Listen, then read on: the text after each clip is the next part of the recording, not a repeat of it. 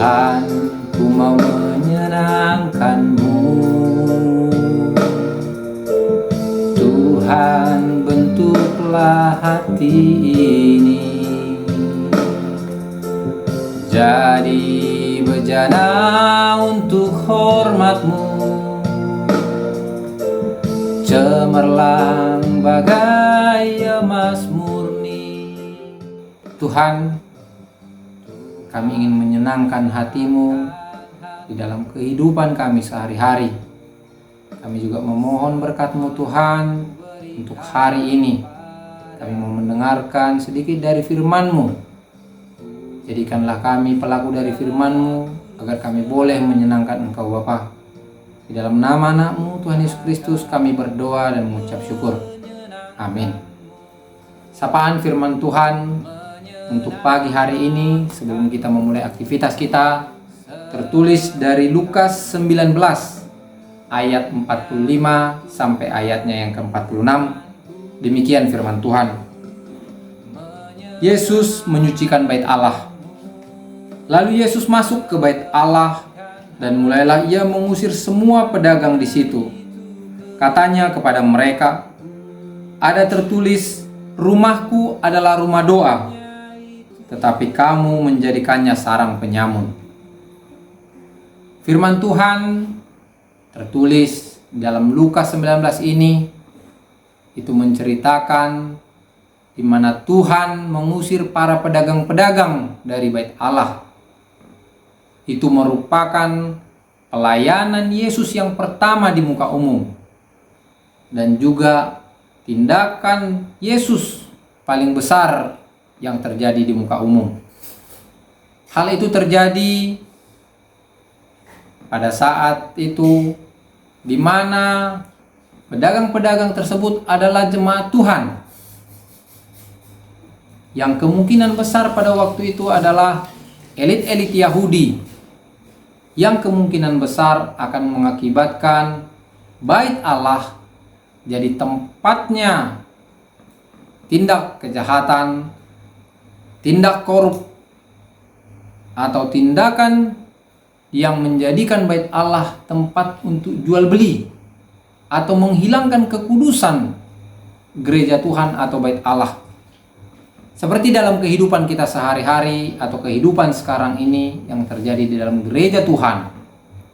Mungkin jemaat ataupun banyak pelayan-pelayan Tuhan di gereja Tuhan dapat melakukan sesuatu yang tidak berkenan kepada Tuhan. Mengatasnamakan gereja Tuhan, mengatasnamakan firman Tuhan atau Injil Tuhan demi keuntungan pribadi atau keuntungan kelompok. Dua prinsip hal untuk menghindari atau menjauhkan diri kita di dalam tindakan atau membuat dosa seperti pedagang-pedagang yang terjadi di bait Allah. Prinsip yang pertama, kita harus kenali diri kita. Kita harus mengerti, kita harus mengenal bahwa diri kita ini adalah yang telah ditebus Tuhan. Jadi selayaknya kita akan melakukan yang terbaik seperti yang Tuhan kehendaki, terlebih di dalam gereja Tuhan.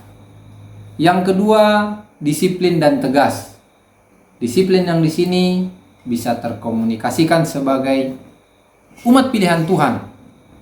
Jika kita mengetahui ada yang salah yang dilakukan sesama kita ataupun jemaat Tuhan ataupun pelayan Tuhan melakukan sesuatu tindakan yang tidak baik di dalam gereja Tuhan atau baik Tuhan, hendaklah kita tegas dengan menegur ataupun dengan disiplin.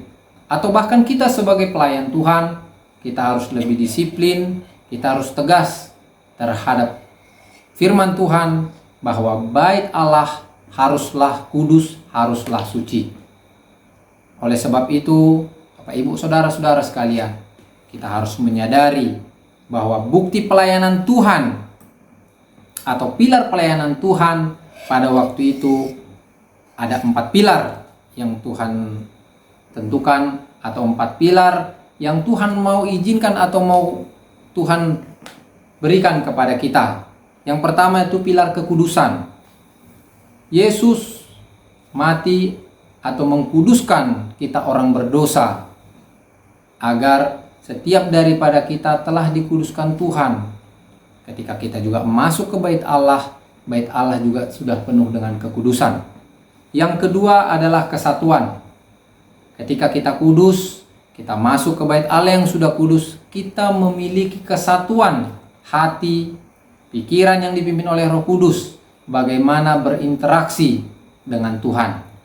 Yang ketiga adalah keadilan. Tuhan merupakan orang yang paling adil. Tuhan akan menghukum setiap orang secara universal. Terlebih Tuhan akan menghukum orang yang menyalahgunakan gereja Tuhan, firman Tuhan, atau Injil Tuhan demi keuntungan pribadi ataupun keuntungan kelompoknya. Yang keempat adalah kemurnian. Tuhan ingin mengajarkan kita untuk hati yang murni, pikiran yang murni di dalam mengikut Tuhan, di dalam menyembah Tuhan di bait Allah. Tidak ada kepura-puraan, tidak ada kemunafikan atau kepalsuan dalam diri kita. Dalam kehidupan sehari-hari mungkin bisa kita katakan, ketika di gereja Tuhan kita terlihat sangat baik, tetapi dalam hati atau pikiran kita tidak mencerminkan sikap yang baik, tetapi kita memiliki sesuatu niat demi keuntungan kita pribadi semata ataupun kepentingan kelompok kita. Jadi Bapak Ibu saudara-saudara sekalian, marilah kita hidup kudus, marilah kita hidup dengan murni, agar kita mempunyai satu kesatuan, memiliki satu kesatuan dengan Tuhan. Karena Tuhan adalah Tuhan yang adil, Tuhan yang adil terhadap siapa saja. Ikutilah firman Tuhan, jauhilah larangannya. Tuhan Yesus memberkati. Kita berdoa. Tuhan Yesus yang baik, terima kasih Tuhan. Tuhan mengajarkan kami untuk hidup kudus, hidup murni Tuhan, tidak ada kepalsuan di dalam menjalani kehidupan kami sehari-hari, terlebih kami di dalam masuk ke bait-Mu yang kudus Tuhan. Ajar kami Tuhan, dan biarlah Roh Kudus Tuhan yang memimpin kami untuk selalu hidup kudus, hidup murni dalam memuji memuliakan nama-Mu. Terima kasih Tuhan, biarlah firman Tuhan menjadi bekal kehidupan kami di sepanjang hari ini. Dan ajar kami Tuhan untuk selalu menjadi orang yang kudus di hadapan-Mu. Dan dalam nama anak-Mu Tuhan Yesus Kristus kami berdoa dan mengucap syukur. Amin. Menyenangkan-Mu, senangkan hatimu, hanya itu kerinduanku. Hanya itu kerinduanku.